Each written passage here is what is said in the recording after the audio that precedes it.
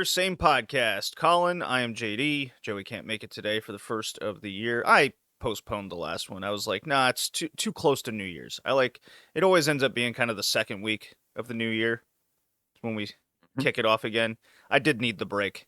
Very much welcome that. So this is episode 189, and it's my theme pick to start off the year. I just called it Cult Following. Kind of games that have a Yep. cult following. Yep. Though you could also call it Cult Classics 2, because we did one before on Cult Classics. Yeah. I vaguely remember that one.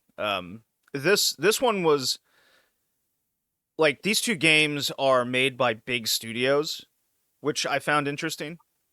It's kind of why I picked them Yeah. in particular. It's like, okay, and one of them just finally had a sequel come out, which motivated me to get this.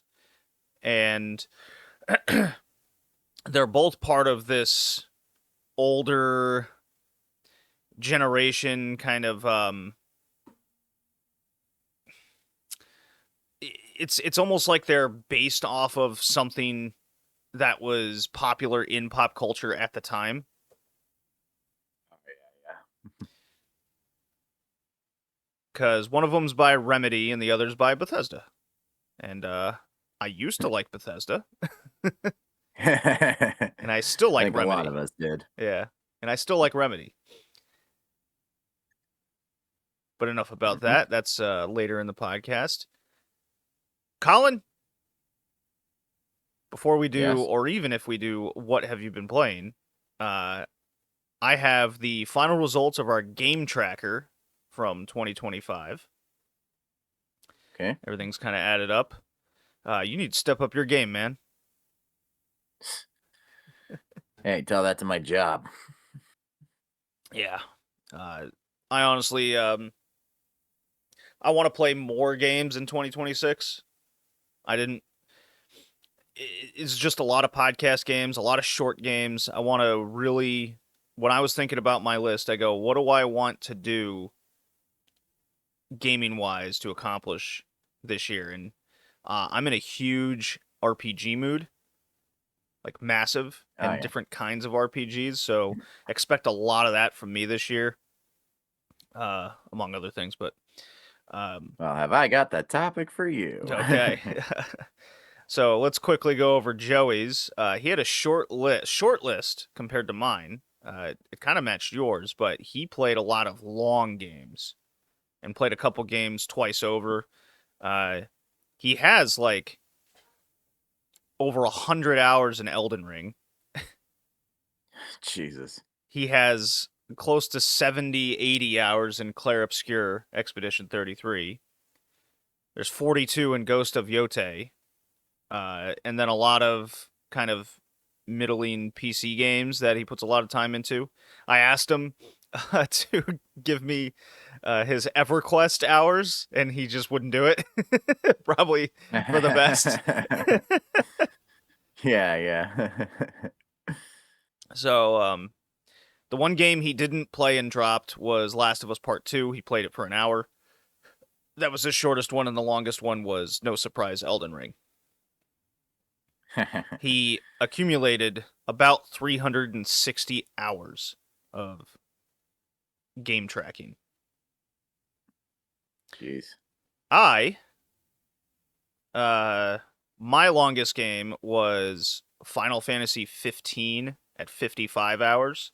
Now, was some of that from like when I first started the game, and yeah, I just kind of added it all together. I played a lot of podcast games, so I think it all comes out in the wash. Yeah. When you add up all the hours. So 55 and Final Fantasy 15. Obviously, with how I talked about it, not my favorite game of the year.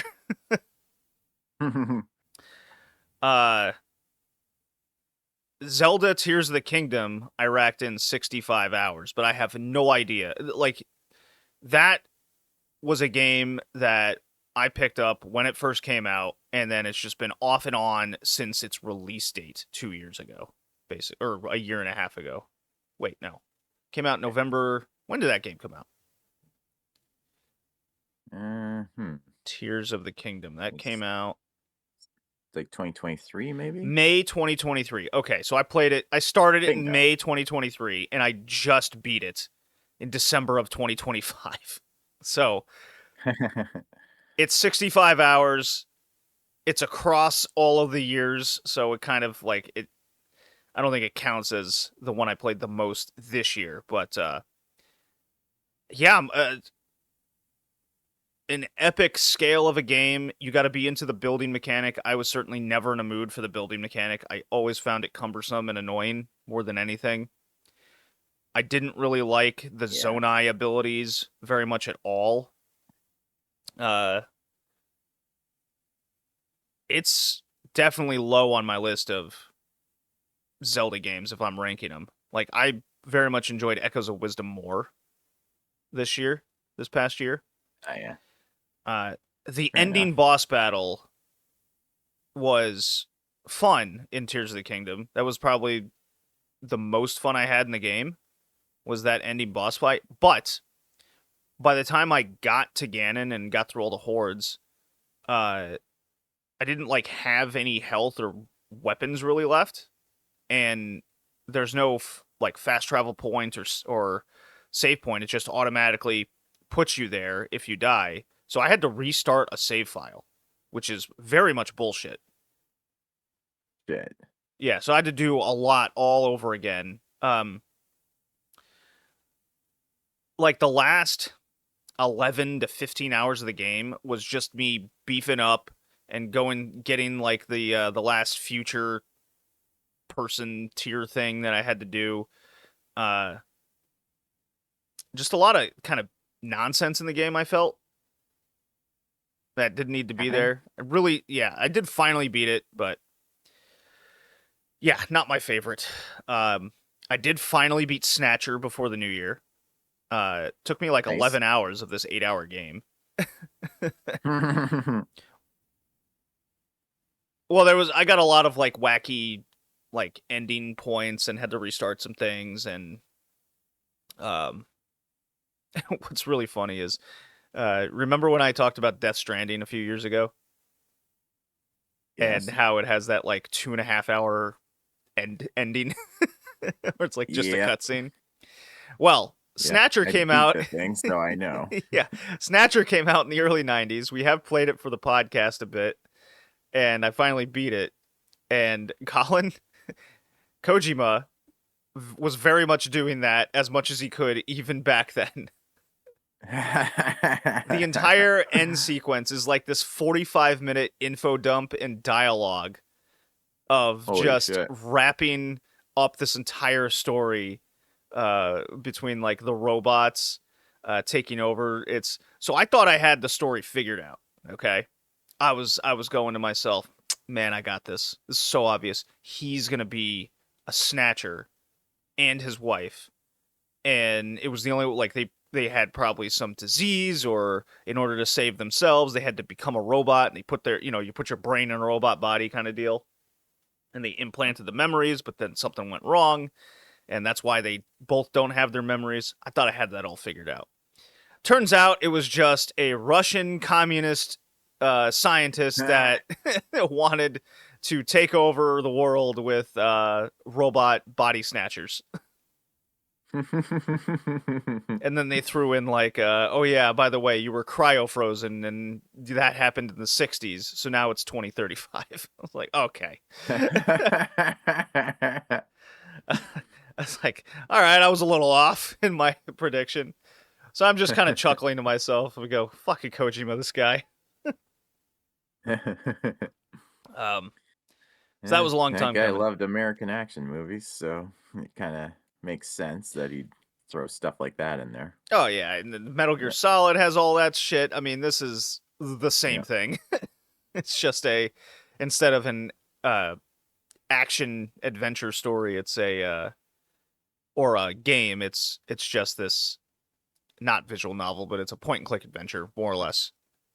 Um, Yeah, it's like a detective noir story, I yeah, guess. yeah, yeah, yeah. Uh, I was gonna play like all the Metal Slugs this year. I stopped at 5.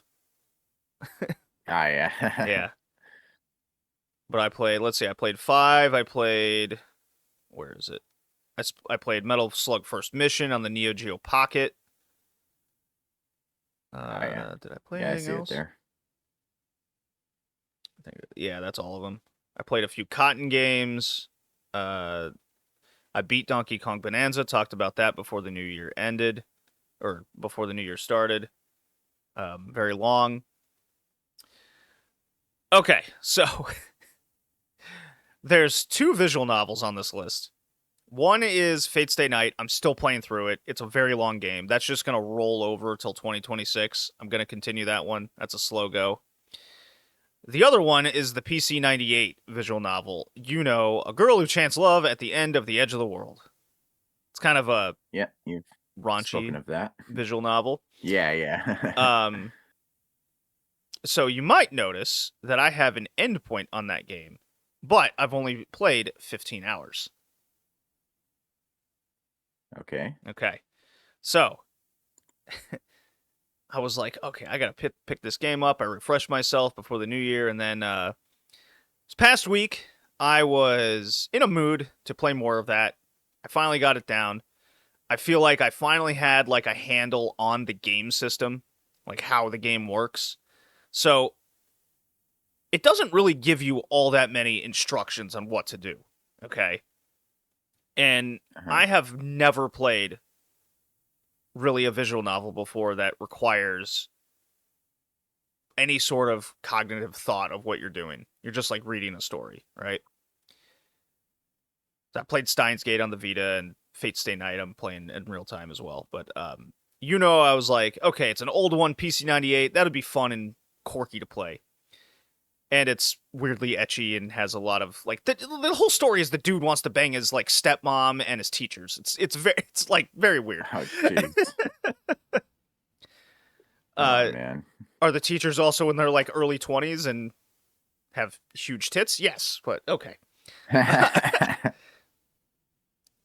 So the way the game works is you go through certain dialogues, and wherever you activate something in an area or talk to a person at a like time frame, you'll hear this ding go across. Okay? And that means you've activated a branching path. Okay? And you can Oh look at yeah, this yeah. and you can look up the map and it'll show you this like timeline. I didn't know what the fuck that was for like 5 hours of playing this game. I thought it was like a Okay. map of the screen and it's like trying to hint to you things. Uh it took me forever to figure out, oh, that's the storyline. Oh, okay. And the reason why I didn't like hear the ding forever is I've been playing this in a fucking bowling alley the whole time. There's like no sound I can hear. So I never noticed that before. Forever. So there's those 2 things, and what you have to do is solve like these weird, quirky, small puzzles at the beginning and activate certain things, and you find these things called jewels. Okay, Uh-huh. and these jewels you will activate at points in the game, and that'll give you the ability to time travel back to that timeline. Like you're setting your Ah, time travel point. The idea behind this is you do it before you think you're going to activate some of these branching paths. That way you can, if you make a mistake later or uh, you maybe want to go a different route with the story, you can go backwards. The other aspect of it is you go through certain dialogue sequences, then you time travel and then go backwards to the other path because your character retains his memories. Okay? So you get the yeah, idea how sounds a lot like Zero Escape. yeah, actually. So you get the idea how this like time mechanic works, but I didn't figure this out until like I was 7-8 hours into the game. Cuz I just thought I was reading through dialogues, I didn't like think of anything of it. I was just trying to progress and I went, "Oh, this is how this works." So I already used up like 1 or 2 jewels. Uh one without realizing it, and then the second one, I put at a point kind of when I figured it all out. I went, okay, I'm going to put this here. Okay. So I had one left. And the shitty part is you have to have at least one jewel in order to activate the whole map and time travel thing. So once you're out, you're done. You can't time travel anymore. So that sucks. So I had one left. Okay. I'm now like 12, 13, 14, 15 hours into this thing. My 15 hours is an estimate based on just like a YouTube video. So I'm on this one puzzle. It's like the first major one in the game, and it's way late. Okay. And I can't solve this thing. Okay. Uh-oh. I'm there for like an hour just going, what the fuck? Here's the thing. Why can't I do anything? I finally give up. I look up a YouTube video, and it's like a 15, 17-year-old YouTube video. This guy's got like terrible audio. I'm like, oh my God. Okay. And the very first thing he says with this puzzle is, now, back in the day with point-and-click adventures and visual novels, there were points of no return where you just have to start the game over. Here's the first one in this game, and yes, it's like, and he goes, yes, it's way later in the game than it probably should be to teach you this lesson. If you didn't get the wooden sword at X point, which is like 10 hours ago when I was playing, you can't solve this puzzle. Shit. So then he goes, I hope you put a time travel point before that, and then you get to replay all the way up to here. I went, oh my God. All right. I go, oh, okay. No. There's my one jewel save. My time travel point I made. The second one. The first one was like at the very beginning. Like I might as well just start over. Yeah. So I load that second one, and I shit you not, it's like right after where you trigger to get the wooden sword. So I had gone the other way. So basically, you're in your house, and in the stepmom's room, you're supposed to get a phone call where she's going to be late and all this, and then you get this like reminiscent path. Oh, look, there's the wooden sword I used to blah blah blah, and then he picks it up. Okay, I went to the room, his room first, because during this like time frame, you're trying to figure out what's this time travel thing going on, and you have all your dad's papers in there. So I'm like, okay, I gotta reread this thing and figure out, and that's my motivation to go in there. And the same phone call happens, but in his room. So you take the phone call, but because you took it up there and not in the stepmom's room, you don't grab the sword. You can't activate that sequence. So I went, fuck me. I have to start this whole fucking game over. Jeez. And I haven't picked it up since. Yeah, I guess not. It's like I was saying on Discord, it's a lot like how in System Shock 2, you can't progress past a certain point way late in the game unless you've gotten a certain skill up to a certain level. I think it was hacking. It's like, how the fuck were you supposed to know that? And these were like these three games I've played in like back-to-back-to-back sessions. Snatcher, Tears of the Kingdom, and and Snatcher gave me like the 45-minute info dump where I'm just like, oh my God, please stop.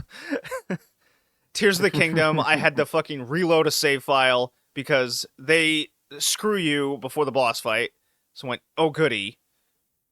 And then just says too fucking bad. You have to start the whole thing over. So it just got worse as it went on. Oh, jeez.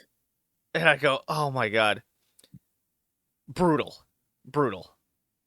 So yeah, sounds like it. Yeah, I played somewhere around 328 hours of gameplay. I did add my 21 hours of Black Myth Wukong.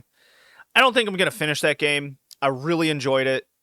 I'm not in the mood to finish it. That's really my main thing there. I have like 2 acts left. Yeah. Yeah, it's very good. It's well worth it. It's a good PS5 buy. I can see why it was up for Game of the Year in 2024. I think that's when it came out. Never did get around Oh, to yeah. God of War Ragnarok. I played like 2 hours of that, but I'm just gonna start the game over. Uh, so that's on my list for next year. Cool. So Joey got me by like 40 hours. 30, 40 hours. Nice. So I was closer to him than I thought. Things add up. Yeah, Joey has way more opportunity to play games than we do. Yeah, he works from He has home. a desk job. Yeah. Yeah, desk job. He can just pick it up in his downtime. Yeah, and I got bowling twice a week, golf in the summer. So I'm definitely out of the house a lot more often, but that's why I was playing all these like short on the go games, and that was very nice to have. Yeah.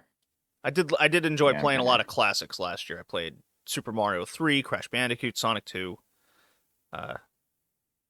nice.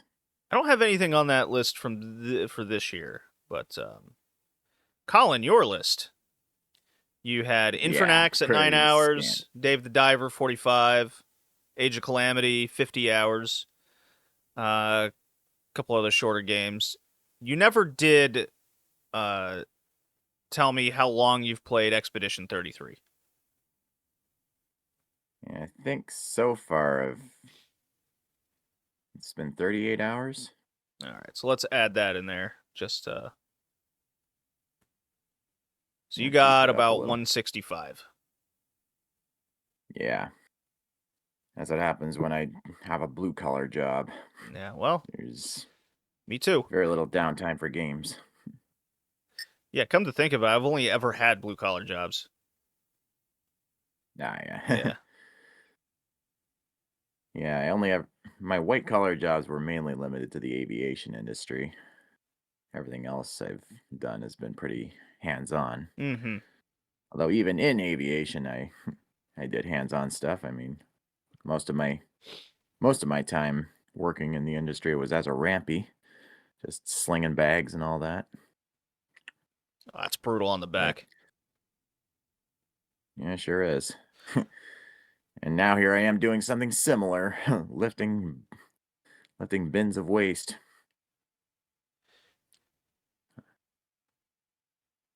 Okay. But yeah, I do have a list of games I would like to play this year. Yes. Keeping it to So, shorter stuff. I just made your little updated list. I'll color code it for you later.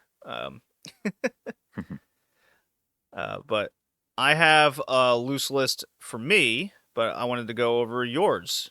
What you got? Well, top of the list is Expedition 33 for sure. Okay, so you're gonna continue that one. Yeah. Okay. And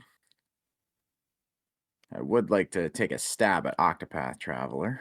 The first one? Yes. I mean, I started it, but I never progressed. That's on the Switch? Yes. Yes. Okay. And then Sea of Stars. I'm Oh, whoops. not happy with the fact that I didn't even touch it last year. And Is that also on the also, Switch? yes. Okay. Also, Starlight Legacy. What's that? I mean, it's not strict. It's like a shorter indie JRPG type deal. Okay. What's that on? Yeah, it's also on Switch, but I think Also it's on also Switch. on other platforms, but Okay. that's what I'll be playing it on. And Lost Ruins. I mean, that game has lived rent free in my head for years, so I finally just want to pull the trigger on it. What platform? Switch again. I mean, all the reviews say it's pretty bang average, but I just want to get it over with. Okay. And Sanabi, that's another Switch game. It's basically 2D pixel art grappling hook platforming. Yeah, I've played a little bit of it already, and it's a lot of fun. Next is AI: The Somnium Files. It's Oh, another Switch game. I know what that. Yeah, Yep, it's another Kotaro Uchikoshi game. The that's guy behind 999. kind of visual novel esque. Yep, basically cyberpunk detective story, Yeah, I have that on not the unlike PS4. Snatcher. I have that PS4 myself. Nice. Yeah. And I definitely want to at least take a look at Arzette, the Jewel of Faramore. Oh, that's fun. That is a fun game. I played that a couple years ago. Yeah, I've got a physical copy from Limited Run Games sitting on my shelf. Switch? Been yes. Yep, that's what I played it on. And then for sure Doom the Dark Ages on PS5.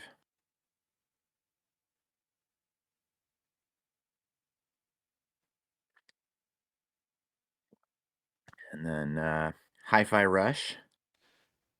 I've got that one on Steam. Been meaning to play it for so long, but it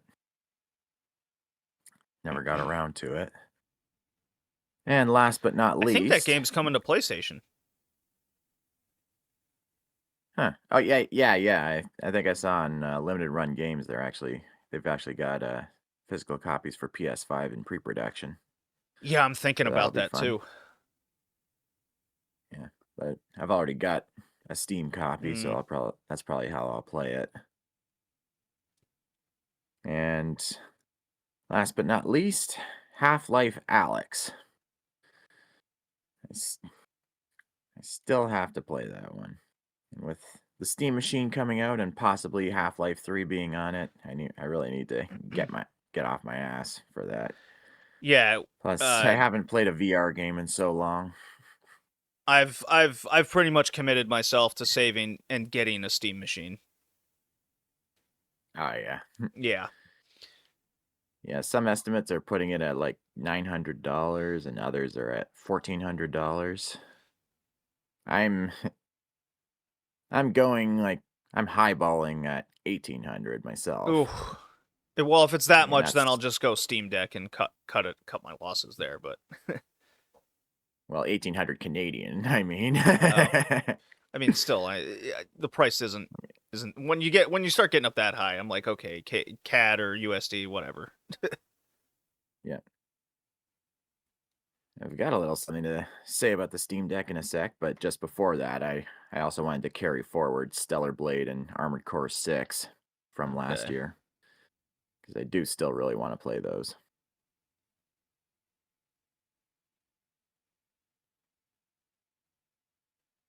Stellar Blade.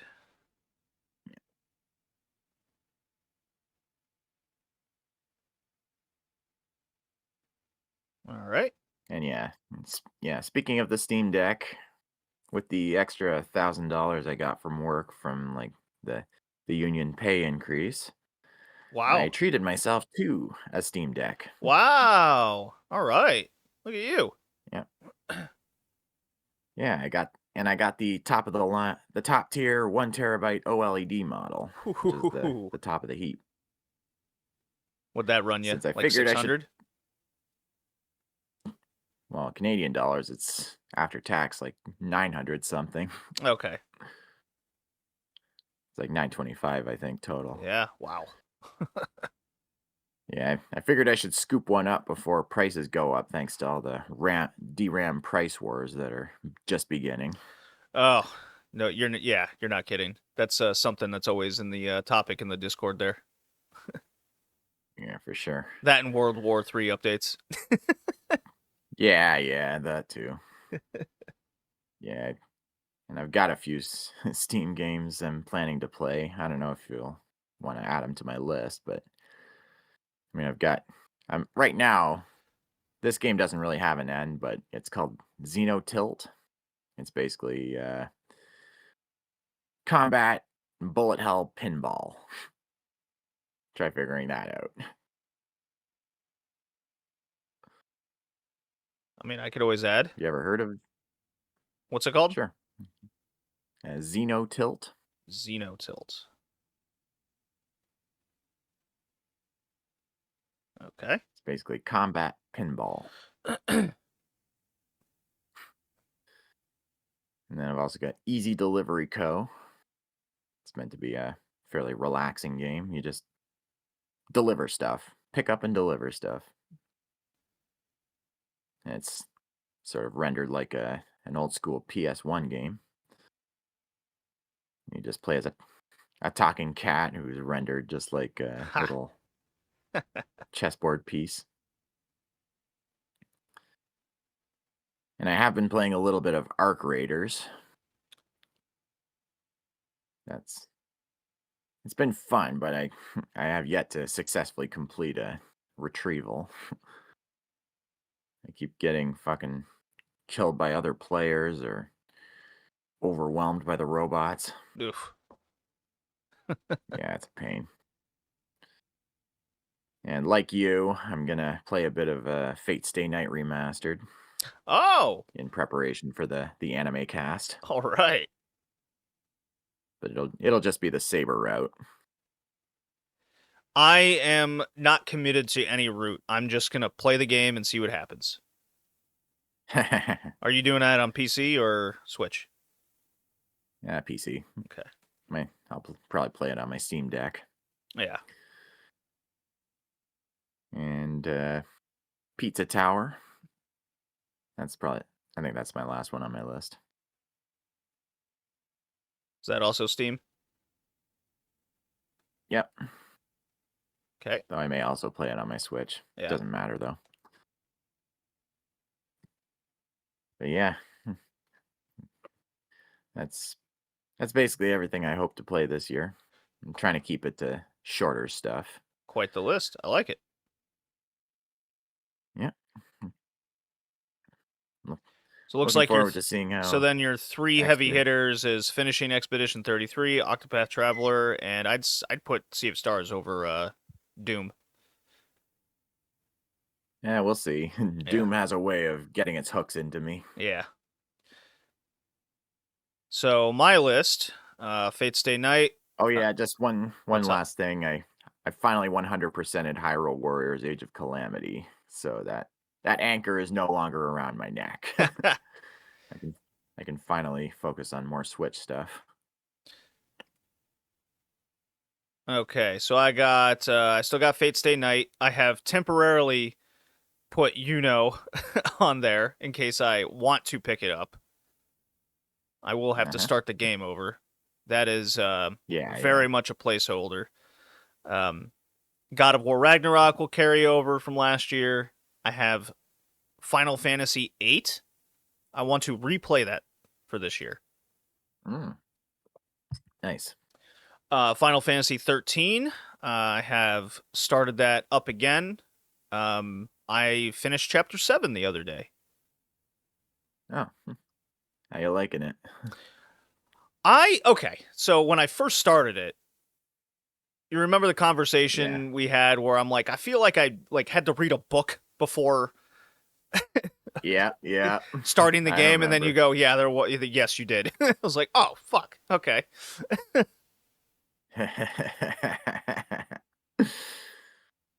I like Lightning as a character. She's probably one of my favorite Final Fantasy main characters. And then coming after 15, like, this is just way better. The story's interesting. Yeah. I like the whole possible genocide that's happening. There's a lot of mystery behind what the l'Cie are. How do you even combat that thing? But it's very much kind of this anti-military group story, and every time I look something up out of just curiosity of lore, because you have to, yeah. they're like, everything goes, oh, once you get to like chapter 10 of the 13 chapters, the game just explodes, and you'll just spend the majority of your time in that point. And honestly, the linear aspect of the game doesn't bother me, like, at all.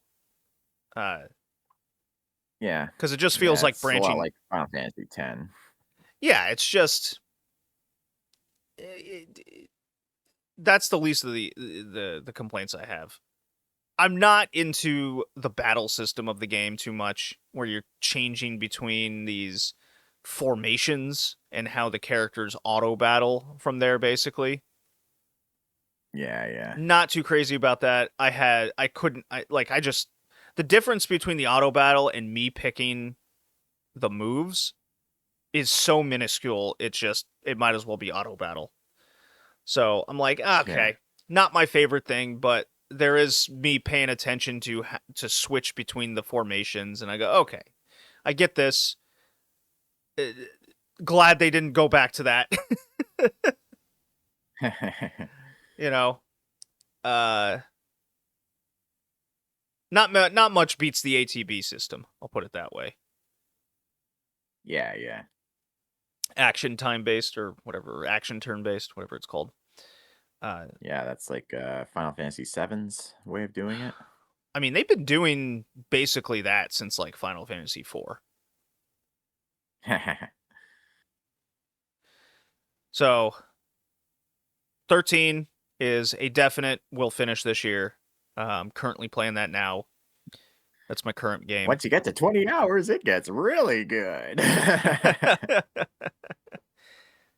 don't know. I enjoy, look, anything after 15 is just a step up. So I have that to compare Yeah, I to guess right so. now. Fair enough. Chained Echoes. I bought that, so I'm excited. That's going to be on the Switch too. We'll be playing. Yep, I'm still waiting for my physical copy. Elden Ring's carrying over from that last year and the year before that. I have Octopath Traveler 2 on the list. That'll be on the Yeah, Switch. Uh, I just got that in the mail yesterday. when Just uh, when they announced the Tomb Raider games that are coming out later, I'm gonna beat Tomb Raider Underworld. It's kind of and I might even play like Tomb Raider 4 or something later this year, depending on my mood. But nice. Tomb Raider Underworld's kind of like the only Tomb Raider I've never beaten, Oh yeah, yeah. and it's pretty short. Yeah, didn't you get it just that time when the last time I came over to Rhode Island Yes, when we went to that retro store? yeah. Then we were playing it, commenting on that ass. Yeah, and like I haven't played very much of it, so it's very much just pick it up and continue. Um, Xenosaga Episode 1. So I contemplated between this and Xenogears on the PlayStation, but Oh yeah. Xenosaga is a trilogy, and I bought Episode 1 and 2. Episode 3 is apparently like $300 or something Yeah, nuts. it is unbelievably expensive. Let's see. Xenosaga 3. What does that run for? Yeah, $170. Yeah. That's prohibitively expensive. Kind of brutal. Or the Japanese version for 27, but Yeah, no. about that. So kind of I brutal, mean, but maybe if I were trying to teach myself full immersion Japanese. yeah. So Xenosaga Der Wille zur Macht. I think it's like the will of the And then angels or something. Der Wille zur Macht. I can't speak German. Yeah, Der Wille zur Macht. It's yeah, it's the God, what is the exact translation of that? Am I close with that? I feel like I'm close. Yeah, I'm actually hoping to have a theme later this year around Xenosaga and Xenogears. It'll be Xeno what now? Uh, uh let's see. Yeah, the will to power, that doesn't seem right. The Will of Strength. That sounds Yeah. more accurate. Okay. I got Gravity Rush on there. Think you'd appreciate Hell that. yeah. Gonna play that on the Vita. Looking forward to hearing about that. Yeah, that'll be way later, obviously, but Yeah, yeah. Ghost of Yote. Joey played that last year. I haven't bought it yet, but I will. Pretty soon, actually. I'll be buying that. I also have Pizza Tower. Hell yeah. Got that on the Switch too. And then we already talked about the other two. So those are kind of the main ones. Some action games, lots of RPGs. 1, 2, 3, 4, 5 of them are RPGs. And then depending on my mood, I'll might go the extra mile and play some others. But I think that's a good list right now. What is not Cool. carrying over from last year I didn't play? Silent Bomber I didn't play last year. That was on the list. So it was really just Elden Ring and God of War. That was it. Ah, yeah. Yeah. Cool. Yeah, I've never heard of Silent Bomber. My history with Silent Bomber is I had a demo when I was like 9 years old, and I always wanted Ah, the yeah. game but could never find it. Is that the same demo disc that had Intelligent Cube on it? I think so, yeah. Or something else? Yeah, that demo disc had Intelligent Cube. It probably had a Tomb Raider game on there. Ah, yeah. I think a Crash Bandicoot was on there as well, or a Spyro. I think it was one of the two. That demo disc was like crazy.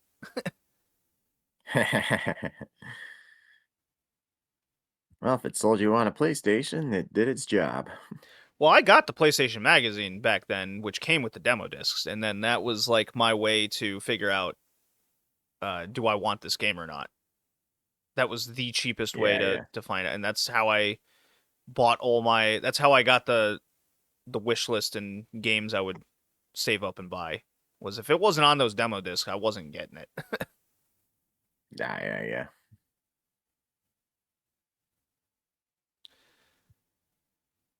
Okay, so we'll get Makes Joey's sense. list next time he's here.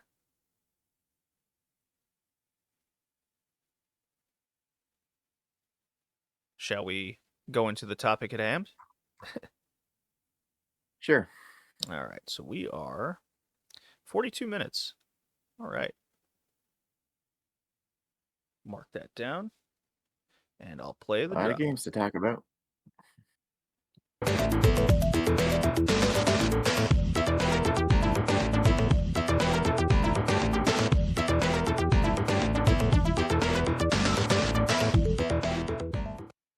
Okay, so the first game of this cult following is a game called Wet from Bethesda. It was originally going to be by Sierra Entertainment, but something happened there. It is a third-person action game, single player, PS3, 360, came out on in the fall of 2009. Okay. You are this hot action chick named Ruby, and she has max pain mechanics along with extra acrobatics that you can go around the stage or level. You're essentially just chasing like crime lords and gangsters the whole time across different areas. Yeah. Yeah, you're basically a hit woman. Yes. Yeah, you're a Max Payne That- hitman, which in the story is very much Kill Bill. Yeah, yeah. Yeah, the title actually refers to wet work, as in assassinations. Yeah. I mean, what'd you think it meant? Yeah. I'm very I get what they were going for with this noir kind of film reel style stuff. Yeah. Does it feel kind of out of place? I don't know. I mean, I'll be honest, I didn't play any of this one. I didn't have a copy available to me. I just like watched YouTube videos about it. The game runs for about But $30. So it's not just Yeah, this like pick up and play, pick up and grab kind of deal. I never had a chance to actually go out and go to a retro game store and get it, but it always did kind of look interesting. I Yeah, mean, the whole Max Payne bullet time stuff. yeah, you got wall run, you got the knee slide kind of deal, the jump and shoot slow Yeah. down time. You got the Lara Croft shooting off of the parallel bars technique. She can wall run. Yeah. So the acrobatics and fighting is she even has a fucking sword. Like I said, Kill Bill. Uh, Yeah, yeah. Very cool. It has a wacky sense of humor to it throughout the whole game. Like at the very beginning, you're in this hotel-esque or apartment building. You go out of a door, and then you can hear an Asian couple arguing, and they're like, "All you do is spend my money." Oh yeah, well all you do is walk. Well, maybe I wouldn't work so much if you didn't spend my money. It's like the very like stereotypical Asian accent. I'm just like listening to it 5 minutes. It's very, and then you hear like dishes flying across the room. You're like, okay, you cheating on me? How you know I cheat? Oh boy. So there's shit like that through the. I do like scattered throughout like in between levels. Uh, there's like a whiskey bottle that you take a swig of and then shoot in the air real quick. That's fun. I wish the story took. I wish it didn't take as long to get going with the story because the first like hour is you just chasing down this one dude who has a heart in a case that he's, I guess, trying to black market sell or whatever. Uh, Hmm. and it all focuses around this guy named Ackers who hires Ruby to get something for her son, and then there's a flash forward event. It's like a year later, and the son's a piece of shit nepo baby who wants to start his own underground thing in like Hong Kong, and there's a betrayal set up in there, which there's another Kill Bill reference, and then Ruby's motivation the rest of the game is to get revenge on this like fake setup that was that almost killed her basically. Ah, yeah. Yeah. After each kind of major stage, you have the option, like you, as you go through the acrobatics and you gain points and systems, and that's your currency to upgrade your Ruby herself or the weapons that she carries. And you can unlock more acrobatics, like shooting on a zip line. What would be another one? Uh, Various wall running techniques. You get the idea. Uh, Yeah, it seems to have taken some influence from Prince of Persia. yeah, yeah. I'd say very Yeah. much. Yeah, the Prince of Persia 2 in particular. I would say. Yeah, yeah. Now, I actually found out apparently in the early stages of development, this game was supposed to have a Hollywood director on board, Okay. but that ended up falling through since game directing and movie directing are two very different beasts. Yes. And nope, no one really knows who the director was supposed to be. I mean, most theorize it was Quentin Tarantino, which Mm. would make sense. That would make sense with the style of the game and everything. Yes. Yeah.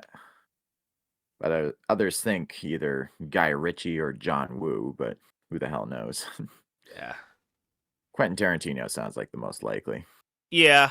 Yeah. I'd lean towards that because this is very much like him. Um, Yeah. this game's missing good dialogue and it's like too fast with everything. Yeah, yeah. Yeah. Apparently there's there's a sequence in the game where you have to like jump between cars during a high-speed freeway chase. Apparently that was a real nightmare to code. didn't quite mesh with the game's existing programming. Yeah. There's a lot of cool shit in the game like that. Like at the very beginning, a car's coming at you and you go backwards on a rickshaw or something and you shoot and Ah, blow yeah. the car up and then it like flips over you. I'm like, this game knows what it wants to be. Yeah, yeah. Yeah, B-movie type action game. Yeah, it's I just found myself having fun playing it. And then Yeah, sounds like it. and then as it goes on with more of the story, I go, this wants to be Max Payne and Tomb Raider, but it doesn't have the grandiose, well-written story that those two have compared to this. So it's like a step down from those. Yeah, fair enough. But the combat's like so much fun. Yeah, it looks like it. I mean, you got all the bonus points and crazy moves and combos. Just a little bit like Tony Hawk's Pro Skater in that regard, or Bulletstorm. Although Bulletstorm came later, if I'm not mistaken. I believe you. I believe you're right. In any case, it looks like a lot of fun. Though it seems like, from what I've seen, it seems to be something of a flawed gem. Uh, Does a yeah. does quite a bit good, but some things also suffer, which I imagine is from just the troubled development. Well, I never found any frame rate issues or never really had camera things. I didn't enjoy the firing reticle. It like seemed too quick,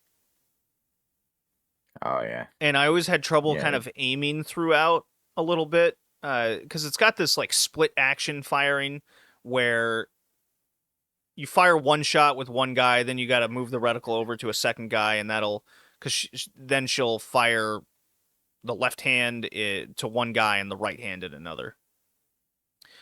Um, very difficult to get used to. But no, I yeah. can't say Sounds the like game it. plays bad in any way. Very fun. Acrobatics, gore. There's a cool like berserker mode when she gets like lit up with blood. Then everything goes nuts. That's Oh fun. yeah. That's super fun.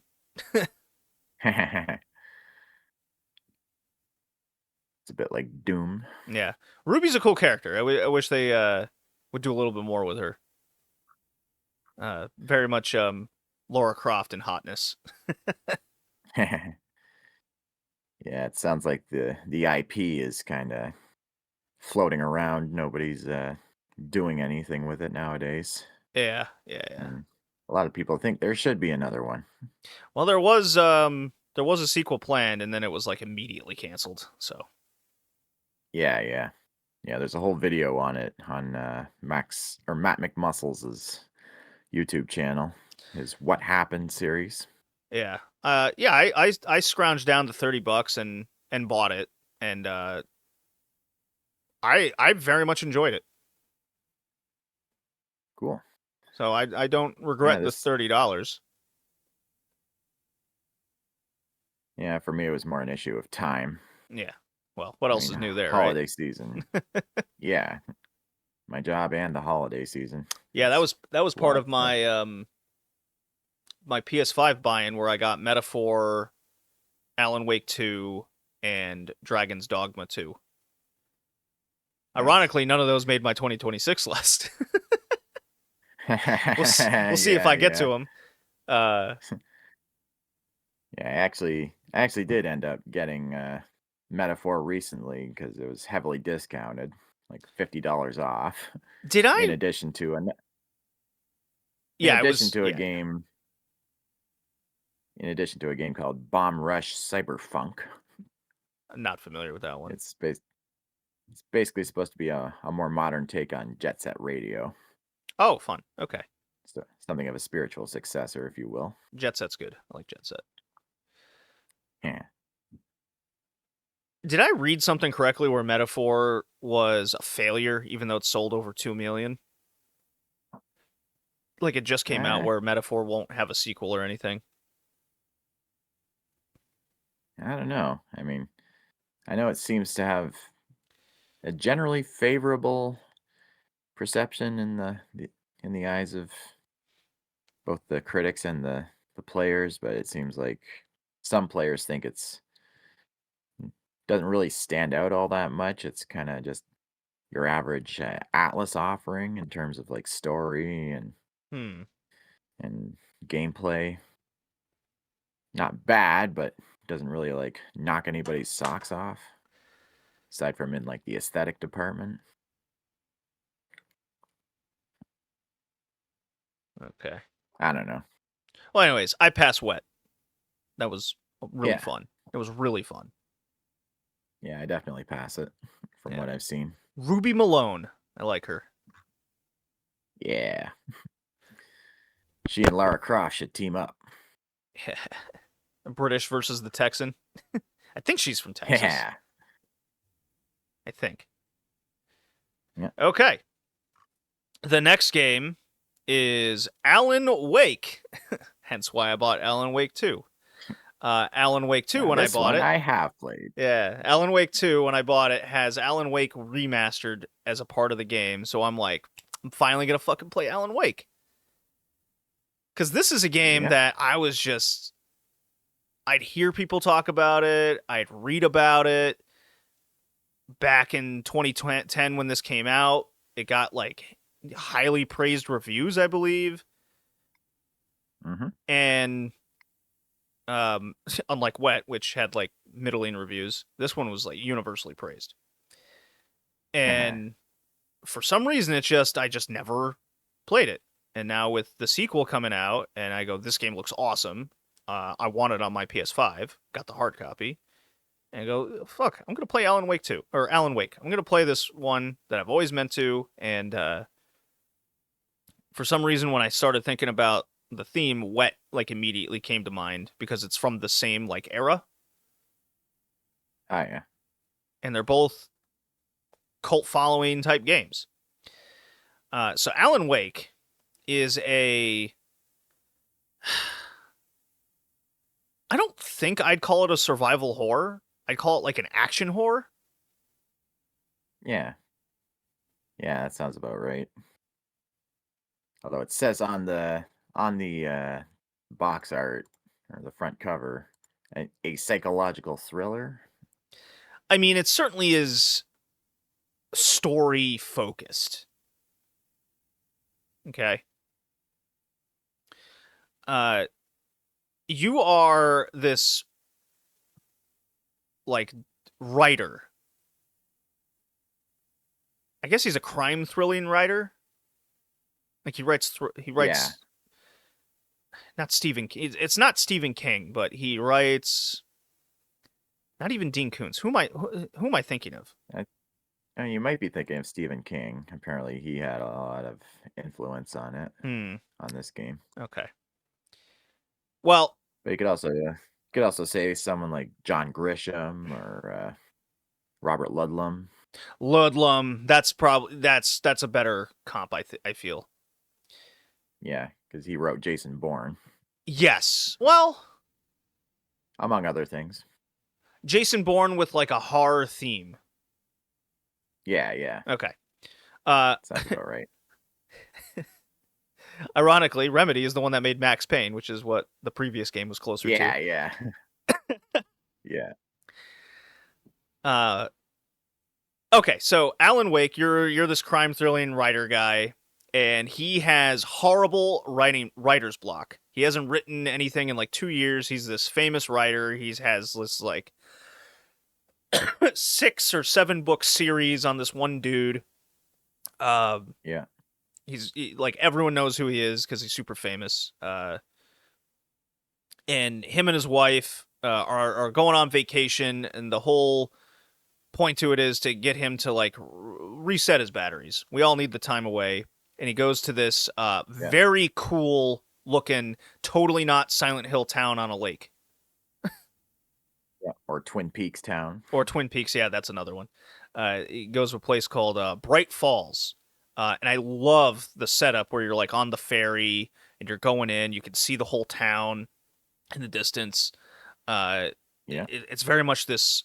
You know what it reminded me of? It reminded me of St. John's, New Brunswick. Oh yeah. And then as soon as you go outside the town, it gets more and more and more uh, away I from haven't been there in society years. kind of deal. Yeah, Uh, yeah. yeah, it very much reminded me of that area of Canada.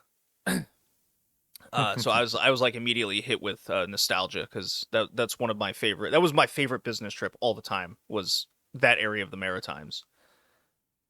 Uh, Gotcha. Anyways, so he arrives, and he has to go get this note of directions to get to their cabin that they're renting out, and gonna enjoy. Him and his wife are gonna enjoy their vacation. Okay, Hmm. and they're like, "Oh, you got to find this guy. He went to the bathroom." He's like, "I don't got time for this. I gotta go knock on this bathroom door," and he's not there. This creepy like old lady or something in this Undertaker outfit. It's like here's the directions, and he's just like, "Okay, that was weird. I'll take him." And they get to this cabin on like it's on this island in the middle of a lake, and it has this volcanic history to it. Yeah, it's a Uh, caldera. well, not a caldera. Yeah, I think it. Like a caldera will kill everybody. It was just this. It happened around, I guess, the time of Mount St. Helens going up. But anyways, Yeah, um, yeah. geology. This is not a geology history point, but I could definitely go into a lot of that.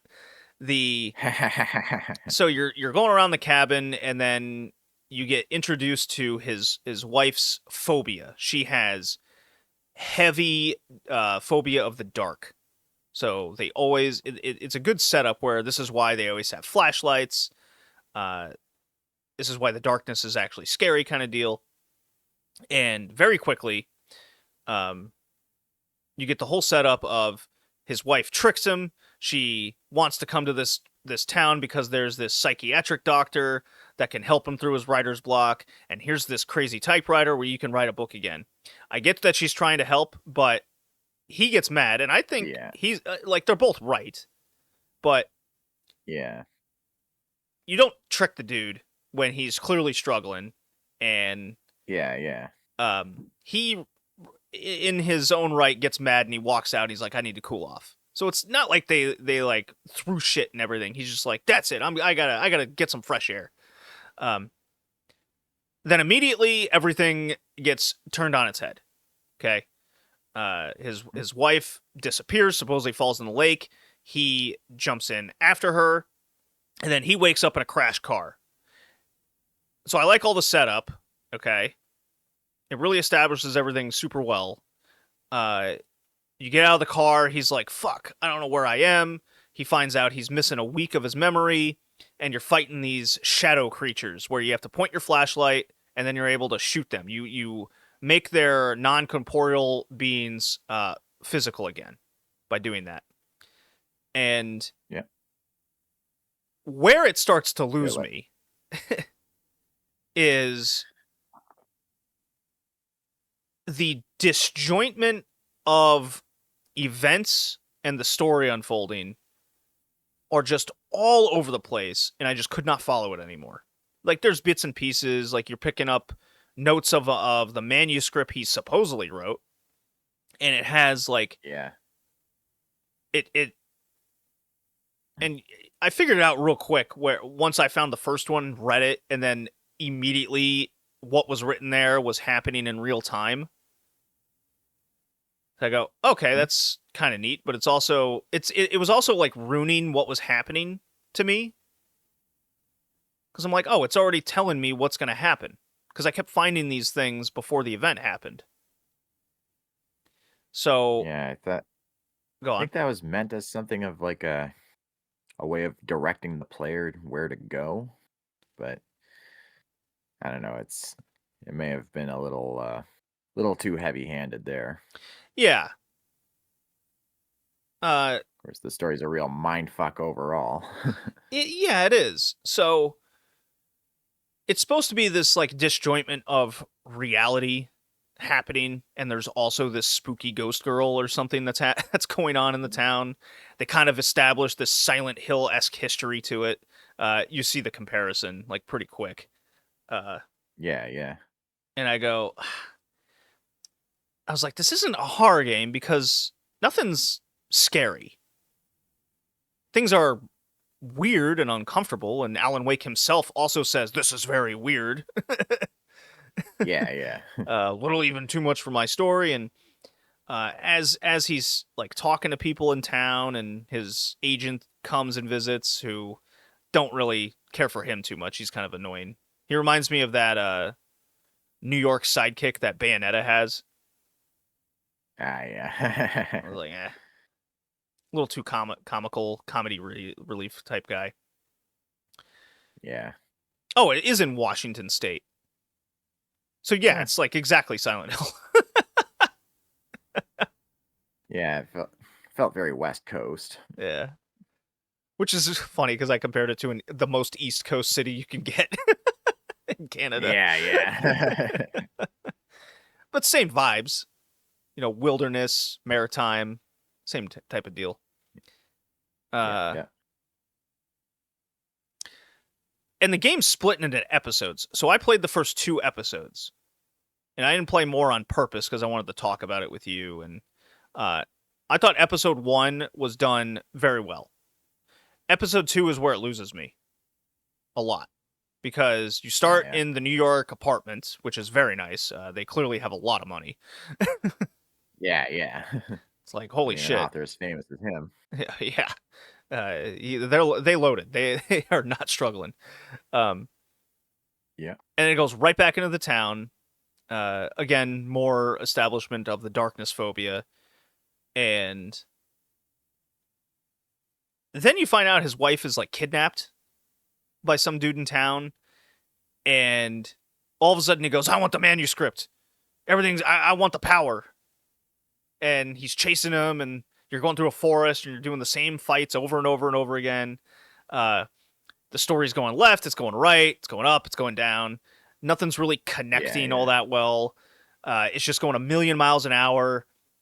And the boss fight against the crows was kind of lame. I just shot flares at them all, and it was like, oh, okay, it's over. And then it's just episode ends. Yeah. I go, what?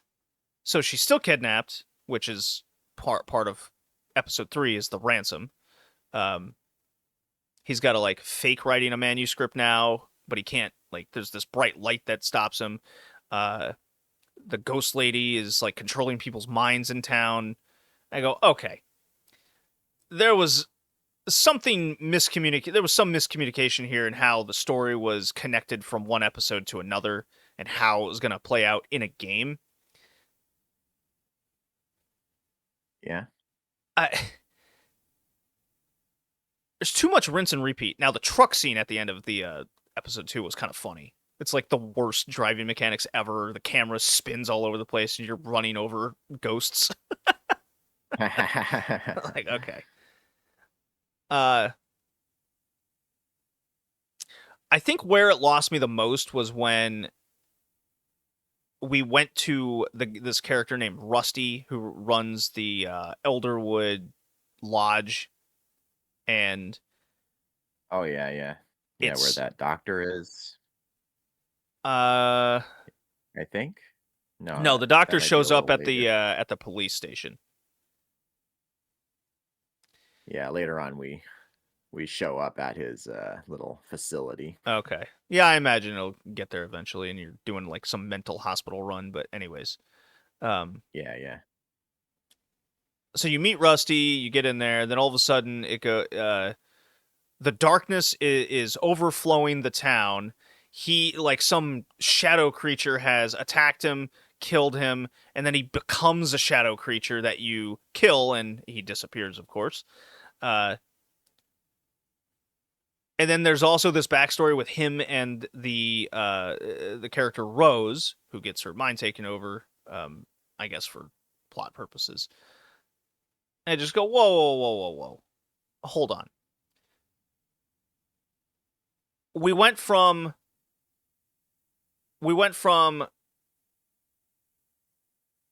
a character in his book sort of becoming the real life guy in the town who's chasing after him in episode 1, and now the shadows, the darkness in the entire town is an entity of its own that takes people and creates them. And I had a hard time getting behind that idea with how episode 1 went down, because it was to me it was establishing something else rather than the darkness itself. It wasn't into that kind of way they were telling the story. I guess it's supposed to be one of the major plot twists of it. Um, what Yeah. I've been talking Yeah. forever. What do you got, Colin? Well, it was. Well, I think it's all meant to tie together at at near the end of the game. It's like each chapter has its own questions and answers going on, and also its own little set piece to go through. I mean, I do like that the game is going for sort of a Stephen King mini-series vibe. Mm-hmm. It's like with the chapters and such. It's and in between you'll hear the old gods of Asgard playing a song. That's like an in-universe band. They're like a rock band, and they seem to know more than they're letting on, because one of their songs, called "The Poet and the Muse," will Mm. has lyrics that direct you to where you're supposed to go, or where Alan is supposed to go in the end. It's like, to see your love set free, you'll need the witch's cabin key. Find the lady of the light, still raving in the night. That's how you reshape destiny. You'll hear that played between chapters here and there. Okay. And yeah, later on there's a really cool sequence where you're at an outdoor rock concert stage that hasn't been used yet, and there's this whole horde of fucking shadow people attacking you, so you got to fight them by firing off the pyrotechnics into the crowd and just decimate them. And all the while, a rock song a fast-paced rock song from Old Gods of Asgard is playing. It's like the it's like each Remedy game from this game onward has to have at least one of those. I mean, in Control, which Remedy also made, that it was that hallway sequence with that rock song playing the whole time. Also an Old Gods of Asgard song. Do you remember that sequence with the shifting hallway and you're running through all those rooms? Yeah. Yeah, that's what it's meant to be like. Okay. And fun fact, the music from Old Gods of Asgard was actually performed by the real life band Poets of the Fall. I recommend checking them out. They've got some pretty good songs. Carnival of Rust is one of my favorites. And then I also like, here and there you'll see a little video vignettes on TV screens as you're exploring different areas that they're meant to be something like the Twilight Zone. Yeah, it's oh, it was like spring. Oh fuck, what was it called? Spring Yes. Nights or something. Yeah, that sounds about Yeah, right. I found like 3 of them and I watched all 3. Like Yeah, completely. there was yeah, there's the one with the guy who had the device where he could change probabilities, where if he were to point a gun at his head, Night Springs. he So I could. had it backwards. Yeah, yeah. Yeah, apparently in universe, Alan himself had a hand in writing some of those stories. Okay. And yeah, this one of the vignettes had a scientist who had a probability changing device where he could turn it on, point a gun at his head, pull the trigger, and it would jam. But in another universe, another version of himself would die. And then it ends with him accidentally unplugging the device and then doing another demonstration and killing himself. Yeah, it's very comical with hey, is this supposed to be plugged in? And he's still making his grandiose speech and then blows his brains out. Yeah, yeah, And he goes, his hubris. I was like, okay. yeah, yeah. Very Twilight Zone Yeah. esque. Yeah. Oh, yeah. It's exactly what it's supposed to be. Yeah, yeah. I played through this entire thing, and even now I have a bit of a hard time getting my head around the plot. I just know it involves writing at a typewriter in a dark realm can actually make what you're writing come to reality. That's what the whole the whole Well, dark entity type thing has to do. yeah, Cauldron Lake has a history of being a gateway to the underworld, so that's how the darkness can get in and attach themselves to the town. This is all in like episode 2 where it's like talking about it. And Yeah, yeah, with all the wacky in between sequences where Alan is kind of losing his mind and realizing that things are becoming reality. If he writes something, he has to be able to control it and make it connected in the right way. Otherwise, things will go horribly wrong. So I go, okay. So during this week, he does get the motivation to write again, and as he's writing his next story, he's going more crazy with the darkness coming up. Like I get it all. It's just the way it's told is very weird yeah, and disjointed. yeah. I think they were going for something of a David Lynch vibe, which Mm, matches with the whole Twin Peaks inspiration. yeah. Yeah, Uh, it's one of those stories. so like I get it. I just don't agree with how they went about telling the story. Um, I might try Yeah, another fair chapter enough. and see how I feel about that. It's like I'm passing the game. I think it's just like Yeah. I hate the dodge mechanic. First of all, uh, Oh, yeah, yeah, I hate that. It's like I have no earthly idea kind of where these entities are going to be behind me or to the side. For some reason this weird like left hand perspective third person view it's got had my mind kind of not realizing where things are left and right of me. oh, yeah, Uh the sprint mechanic's very yeah. annoying. You like as soon as you're in a fight, you lose your ability to sprint like very quickly. Uh Oh, jeez. So I wasn't a fan of I wasn't really a fan of its very repetitive fighting mechanics with the flares and the big guns and everything. I was like, I don't know if this fits what we're trying to do here. Yeah, Uh, yeah. I wonder if they were trying to crib Luigi's Mansion, because in Luigi's Mansion, that's how you make the ghosts vulnerable to the vacuum. You shine the flashlight on them. yeah, it's the exact same thing. Um, the small puddles uh, popping up everywhere. I was like, well, that's annoying. I gotta now stand here and shine my stupid flashlight on these puddles of darkness. Uh, Yeah, yeah. the bear trap section was so annoying. So Oh, yeah. I think I remember that. the idea is you shine your flashlight. The flashlight will reflect off the bear traps, but as soon as you approach them, now you can no longer see them. Oh, shit. And so I That's found myself running into like 3, 4 of these things. I'm like, oh my god, please stop.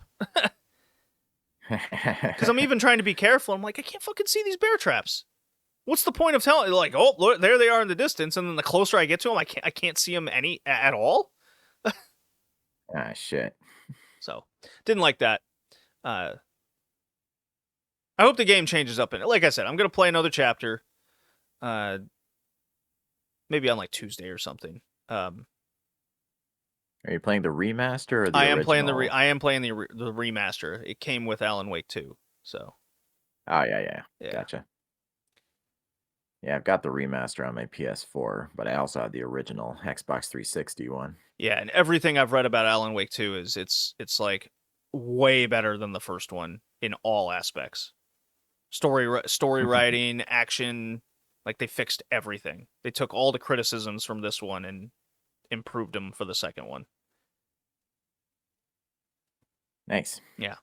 So you can get the first Alan Wake with that. That's the way I went, or you can get it, I believe, on the 360 for like $5. For Yeah, $5, I yeah. say give it a try. Yeah. Pretty easily. Yeah, I definitely recommend it. I mean, I actually kind of dig the kinds of disjointed storytelling type things as long as it's done well. Yeah, I haven't I just decided if it's done well yet. It's certainly not bad because I can clearly follow everything it's trying to tell me. I'm very confident in that. Uh, the way it's going about it, at least through that second episode, is where it lost me. The first episode I thought was done pretty well. yeah, yeah. So again, Or maybe I'll that play one the was third more chapter grounded and in figure it reality. out. Yeah, yeah. Like the more it gets away from reality, I think the more confusing it gets. Yeah, fair enough. But yeah, if you couldn't tell, I definitely passed this one. Yeah, I'll pass it. But I'm undecided if I'm going to play more of it. I'm going to play more of Wet because I was just having that's just fun. Because that's just to turn your brain off, shoot some shit, look at dead ass. You know the drill. Alan Wake, his ass isn't so good. Yeah. He's no Geralt, that's for sure. No, exactly. See, you get it.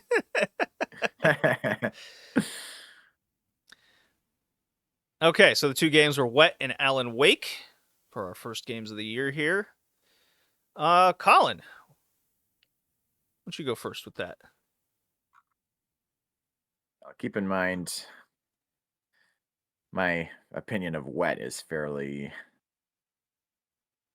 uh, uninformed because I didn't actually play it because I didn't have time. Well, here's But the thing, and this is what I don't agree with, like YouTube reviewers or podcasters or people who, like, here's my opinion on. We were just talking about like demo discs, okay? yeah, A lot of people today watch YouTube videos of people playing games before they go out and buy the game themselves, right? yeah, yeah, Do I like this game? yeah. Do You I want to? want to spend my $50, $60, $80 on a game? And Yeah, yeah, I take your reviews, even if you don't play the game, as I think I'll like this, I think I won't. Now is it worth the money? And that's a very much I think I think that's fine. That's a fine way to look at, do I want to play this game more?